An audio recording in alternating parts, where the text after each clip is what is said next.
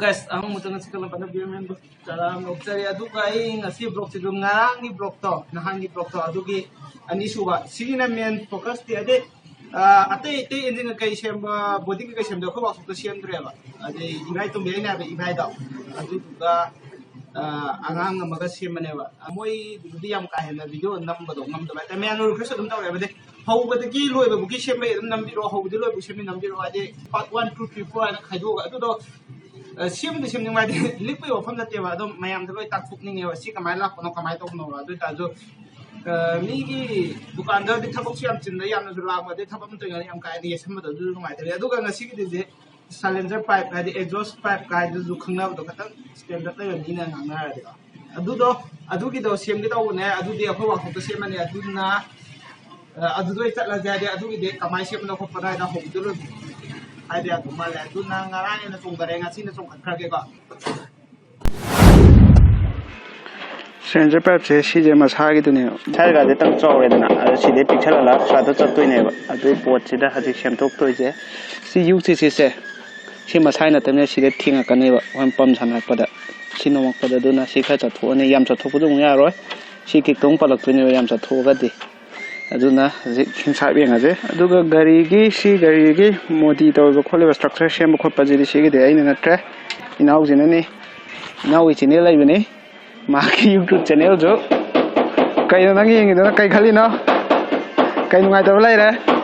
kai ba nang channel no ming da kang lai pak moto costume kang lai pak moto costume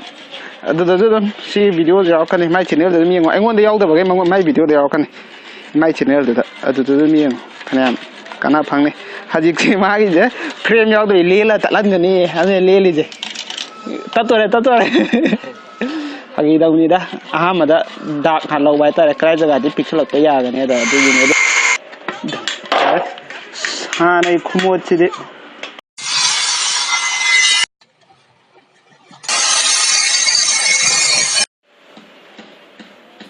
Ochi si je lok thok re si je moi hana kano pham bai ni break drum just break one ne si mathau ta de dukka lak to mong se si lok thok ta de pan ro ba lak to mong se si la ga smai no lai de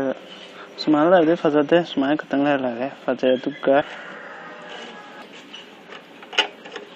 maning da shamman da mahapi da adu jo hit che sona kana senja park ma pan yam kai han sa da ne ro song ju khatang ni phai yam pha pi na te ba du yam kai na mathau da de da ka bo hita ta ado ha te ya de lai te ba adu na khatang song je pha ba gi important adu khatang song je pha na te si khatang ma khon je kamai ta uni ngi start to ga toro yare ai lum law e ngarang da gi de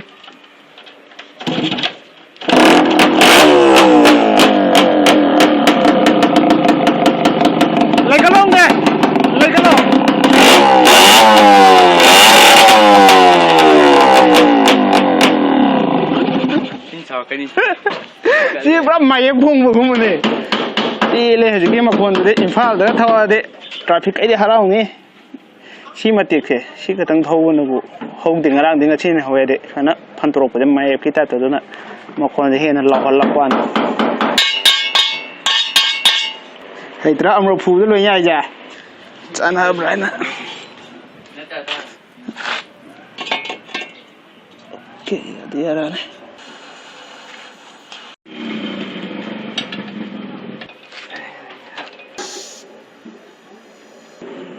lama sih.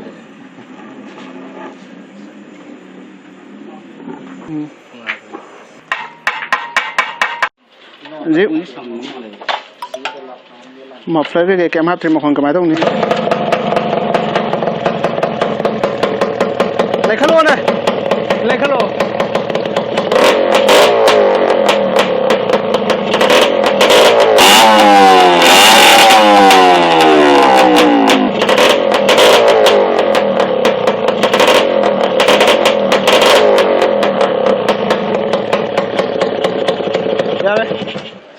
Yare, padare. Sini pura portion je pata re ne. Maya am na lupa ni ban bi de lai je phang phang naw pokhai bi na. Si pan pokhai re.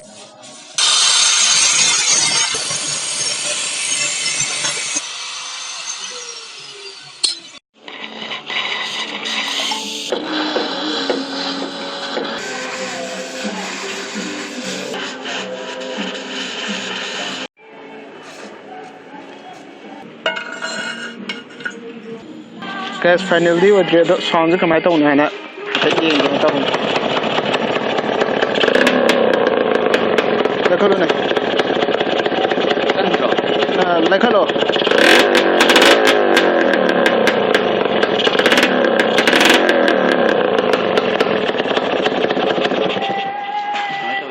ꯃꯈꯣꯟꯁꯦ ꯀꯜꯂꯦ खरा तपहन ꯁꯤ ꯃꯇꯥꯏꯗ ꯈꯥꯏꯕꯗꯣ ꯑꯗꯨꯗꯤ ꯁꯧꯖꯟꯈ꯭ꯔꯦ ꯁꯤꯁꯦ ꯍꯥꯏꯗꯤ ꯃꯇꯣꯟꯁꯦ ꯄꯤꯛꯁꯜꯍꯜꯂꯛꯀꯦ ꯇꯧꯅꯦꯕ ꯑꯗꯣ ꯑꯩꯈꯣꯏ ꯃꯌꯥꯝ ꯄꯨꯟꯅ ꯋꯥꯈꯜ ꯇꯥꯃꯤꯟꯅꯔ ꯃꯇꯨꯡꯗ ꯁꯤꯗ ꯇꯥꯈ꯭ꯔꯦ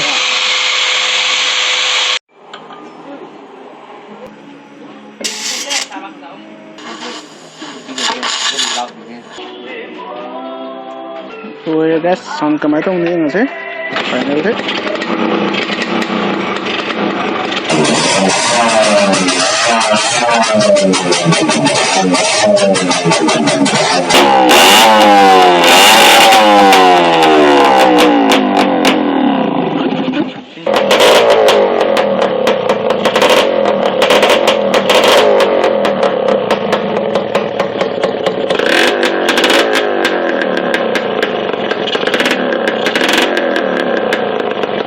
ꯁꯥꯎꯟ ꯀꯃꯥꯏꯅ ꯇꯧꯅꯤ ꯌꯦꯡꯉꯁꯦ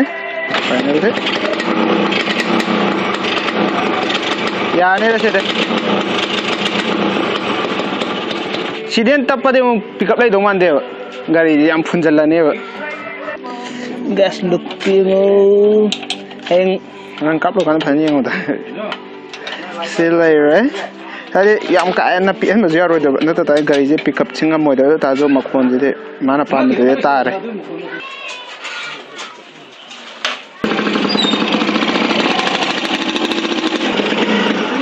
ꯂꯣꯏ ꯅꯥꯟꯊꯣꯔꯛꯑꯦ ꯔꯥꯒꯤꯁꯦ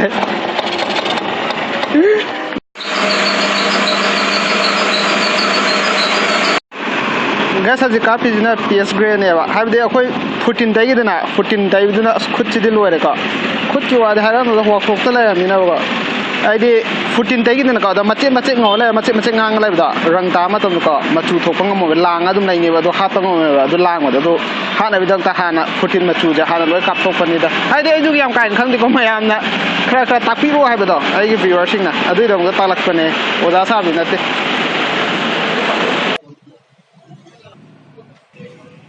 ꯁꯤꯠ ꯂꯣꯏꯔꯦ ꯂꯧꯔꯦ 2 ꯁꯤꯠꯁꯤ ꯂꯩꯔꯦ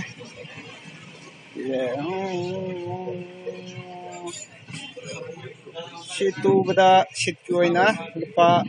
150 ꯁꯤ ꯃꯈꯥꯗ ꯌꯦꯡꯉꯣ ꯁꯤ ꯌꯣꯠꯅꯦ ꯄ꯭ꯂꯥꯁꯇꯤꯛ ꯇ꯭ꯔꯦ ꯌꯣꯠ ꯑꯗꯨꯒ ꯌꯣꯠꯅꯤꯅ ꯒꯟ ꯀꯥꯞꯄ ꯌꯥꯗ꯭ꯔꯦ ꯑꯗꯨꯗ ꯒꯝ ꯒ꯭ꯔꯦꯟꯗꯔ ꯇꯧꯔꯒ ꯅꯞꯄꯅꯦ ꯁꯤ ꯒ꯭ꯔꯦꯟꯗꯔ ꯇꯧꯔꯒ ꯅꯞꯄꯤꯁꯦ ꯀꯩꯝ ꯅꯥꯟꯊꯣꯔꯛꯑꯣꯏ ꯁꯤ ꯆꯦꯠ ꯂꯥꯎꯅꯤ ꯍꯥꯏꯗꯤ ꯊꯥꯏꯅ ꯀꯩꯅꯣꯅꯦꯕ ꯂꯩꯔꯝꯃꯤ ꯕꯨꯂꯦꯠꯀꯤ ꯃꯇꯝꯗ ꯒ꯭ꯔꯦꯟꯗꯔ ꯇꯧꯔꯒꯅꯦꯕ ꯀꯥꯞꯄ ꯀꯃꯥꯏꯅ ꯇꯧꯅꯤ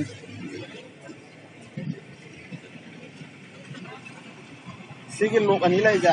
ꯁꯤ ꯃꯈꯨꯟ ꯑꯅꯤ ꯂꯩꯔꯦ ꯁꯤ ꯊꯤꯡꯖꯤꯟꯗꯣꯏꯕ ꯆꯪꯉ ꯃꯇꯨꯡꯗ ꯁꯨꯃꯥꯏꯅ ꯂꯩꯔꯦ ꯑꯗꯨ ꯂꯣꯏꯔꯦ ꯁꯤ ꯃꯈꯥꯁꯦ ꯁꯤ ꯁꯤꯒꯤ ꯅꯠꯁꯦ ꯁꯤꯗ ꯐꯥꯔꯛꯑꯅꯦꯕ ꯃꯥꯏꯁꯦ ꯁꯣꯔꯁ ꯁꯤꯁꯇꯦꯝ ꯇꯧꯗ꯭ꯔꯦ ꯍꯥꯏꯗꯤ ꯃꯄꯨꯗꯨꯅ ꯌꯥꯝ ꯊꯨꯅ ꯂꯣꯏꯕꯁꯨ ꯄꯥꯝꯕ ꯑꯗꯣ ꯁꯦꯜ ꯌꯥꯝ ꯊꯥꯗꯕꯁꯨ ꯄꯥꯝꯗꯕ ꯍꯥꯏꯇꯥꯔꯦ ꯍꯥꯏꯗꯤ ꯁꯦꯜꯁꯨ ꯌꯥꯝ ꯆꯪꯃꯟꯈ꯭ꯔꯕ ꯑꯗꯨꯅ ꯍꯥꯏꯗꯤ ꯃꯣꯗꯤ ꯇꯧꯕꯗꯨꯗꯤꯀꯣ ꯊꯥꯗꯔꯤꯁꯦ ꯃꯄꯥꯟ ꯅꯥꯏꯗꯦꯕ ꯍꯥꯏꯗꯤ ꯃꯣꯗꯤ ꯇꯧꯕꯗ ꯂꯨꯄꯥ ꯀꯌꯥꯃꯨꯛ ꯆꯪꯒꯅꯤ ꯍꯥꯏꯕꯁꯦ ꯄꯥꯎꯈꯨꯝ ꯄꯤꯕꯝ ꯈꯪꯗꯦꯕ ꯍꯥꯏꯗꯤ ꯊꯥꯗꯩ ꯑꯗꯨꯝ ꯌꯥꯔꯦ ꯉꯁꯤ ꯁꯣ ꯅꯨꯡ ꯍꯥꯏꯗꯤ ꯂꯩꯔꯗ ꯌꯥꯝꯗ ꯂꯨꯄा 100-150 ꯑꯗꯨꯝ ꯆꯪꯒꯅꯤ ꯍꯥꯏꯗꯤ ꯃꯥꯏ ꯂꯣꯛ ꯑꯗꯩ ꯁꯣꯒꯤ ꯑꯗꯩ ꯃꯔꯤ ꯃꯔꯥꯡ ꯀꯦꯕꯜ ꯀꯩꯀꯩ ꯂꯩꯔꯛꯄꯗ ꯑꯗꯨꯝ 100-150 ꯑꯗꯨꯝ ꯆꯪꯉꯦꯕ ꯁꯤ ꯌꯦꯡꯂꯛꯑꯀꯥꯟꯗ ꯂꯨꯛꯁꯦ ꯀꯃꯥꯏꯅ ꯇꯧꯔ ꯌꯦꯡꯉꯣ ꯉꯁꯥꯏ ꯁ꯭ꯇꯤꯀꯔ ꯅꯞꯈꯤꯕꯗꯣ ꯑꯗꯣ ꯁꯦꯟꯖꯔ ꯄꯥꯏꯞꯁꯦ ꯂꯣꯏꯗ ꯉꯥꯏꯔꯤꯅꯤꯅ ꯁꯤ ꯌꯥꯝ ꯀꯞꯈ꯭ꯔꯦ ꯇꯦꯡꯀꯤ ꯁꯤꯁꯦ ꯄꯦꯄꯔꯅ ꯆꯦ ꯆꯥꯊꯣꯛꯑꯅꯤ ꯆꯦ ꯆꯥꯊꯣꯛꯑ ꯃꯇꯨꯡꯗ ꯁꯤ ꯒ꯭ꯔꯦꯁꯦ ꯑꯃꯨꯛ ꯀꯥꯞꯄꯅꯤ ꯑꯗꯨ ꯂꯣꯏꯔ ꯃꯇꯨꯡꯗ ꯔꯦꯠ ꯂꯥꯛꯑꯅꯤ ꯑꯗꯨꯒ ꯑꯣꯀꯦ ꯇꯥꯔꯅꯤ ꯑꯗꯣ ꯁꯦꯟꯖꯔ ꯄꯥꯏꯞꯀꯤꯁꯦ ꯁꯤ ꯁꯦꯝꯕꯗꯣ ꯂꯨꯄꯥ 400 ꯁꯦꯟꯖꯔ ꯄꯥꯏꯞꯀꯤ ꯑꯣꯏꯅ ꯑꯗꯣ ꯃꯣꯏ ꯃꯣꯗꯤ ꯇꯧꯗꯦ ꯁꯤꯁꯦ ꯄꯨꯟꯅ ꯀꯌꯥ ꯆꯪꯕꯅꯣ ꯈꯪꯗꯦ ꯍꯥꯏꯗꯤ ꯃꯈꯣꯏꯅ ꯂꯨꯄꯥ 10,000 ꯃꯨꯛꯇꯤ ꯆꯪꯈ꯭ꯔꯦ ꯃꯄꯨꯗ ꯍꯪꯕꯗ ꯍꯥꯏꯗꯤ ꯁꯤ ꯂꯣꯏ ꯁꯤꯜꯂꯛꯏꯅꯤꯗꯅ ꯁꯤ ꯂꯣꯏ ꯁꯤꯜꯂꯛꯏꯅꯤ ꯁꯤ ꯑꯗꯩ ꯁꯤꯒꯤ ꯗꯤꯁ ꯕ꯭ꯔꯦꯛ ꯀꯤꯁꯨ ꯌꯥꯎꯔꯛꯀꯅꯤ ꯁꯤ UTC ꯃꯌꯥꯏꯒꯤ ꯄꯝ ꯁꯤꯒꯨꯝꯕ ꯂꯣꯏ ꯁꯤꯜꯂꯛꯄꯅꯤꯅꯀꯣ ꯑꯗꯨꯒ ꯍꯥꯟꯅꯒꯤ ꯑꯗꯨꯅꯤ ꯁꯤꯁꯦ ꯑꯗꯨꯒ ꯃꯣꯏ ꯕꯦꯇ꯭ꯔꯤꯁꯤꯅ ꯁꯤꯗ ꯍꯥꯞꯄꯦꯕ ꯕꯦꯇ꯭ꯔꯤ ꯄꯥꯝꯁꯦ ꯉꯔꯥꯡ ꯁꯦꯝꯕꯅꯤ ꯑꯗꯣ ꯕꯦꯇ꯭ꯔꯤꯁꯦ ꯑꯩꯅ ꯆꯦꯞꯅ ꯍꯥꯞꯄꯦ ꯌꯨꯡꯅ ꯍꯥꯞꯁꯦ ꯍꯥꯏꯕꯅꯦꯕ ꯑꯗꯣ ꯀꯩꯁꯨ ꯀꯥꯏꯗ꯭ꯔꯦ ꯆꯦꯞꯅ ꯑꯗꯨꯝ ꯍꯥꯞꯄꯤꯔꯣꯏꯗ ꯆꯦꯞꯅ ꯍꯥꯞꯈ꯭ꯔꯦ ꯍꯥꯏꯗꯤ ꯌꯥꯝ ꯊꯨꯕꯗꯣ ꯄꯥꯝꯕ ꯁꯤꯁꯦ ꯁꯥꯏꯀꯥꯟꯗ ꯍꯣꯒꯥꯏꯔꯒꯀꯣ ꯁꯨꯃꯥꯏꯅ ꯌꯨꯡꯅ ꯍꯥꯞꯇꯥꯔꯗꯤ ꯌꯨꯡꯅ ꯍꯥꯞꯄ ꯌꯥꯅꯤꯕ ꯑꯗꯣ ꯍꯧꯖꯤꯛꯀꯤ ꯑꯣꯏꯅꯗꯤ ꯁꯦꯠꯇ ꯄꯟꯕ ꯑꯗꯨꯅ ꯁꯤꯁꯦ ꯃꯇꯤꯛꯁꯦ ꯍꯣꯒꯥꯏꯔꯒ ꯑꯗꯨ ꯑꯣꯏꯇꯥꯔꯗꯤ ꯊꯕꯛꯇꯣ ꯈꯔ ꯆꯪꯒꯗꯕꯗ ꯃꯣꯏ yani ko na shem to oge hade joina sumai ha point na jet na hape ke gas sini ngasi video mate amma ai ko adu ga si de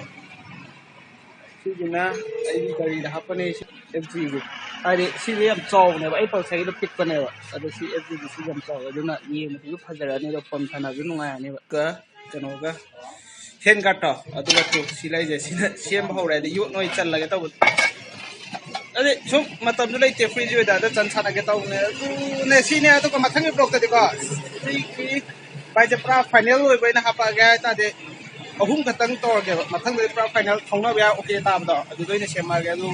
दा ता दे सी जम सांग गरे सम मते मते मयाम ना मते मते हापि रो बदो खतंग नुवाय रो त बाय तारे हाय बाय त्रे अदुना ya memang kan tahu mana dah ada yang ngasih video matang saya tu sendiri matang vlog lagi memang tu kan ada matang vlog tadi sih baca final sung sung data ni kan mana ada kau tengah tengah ya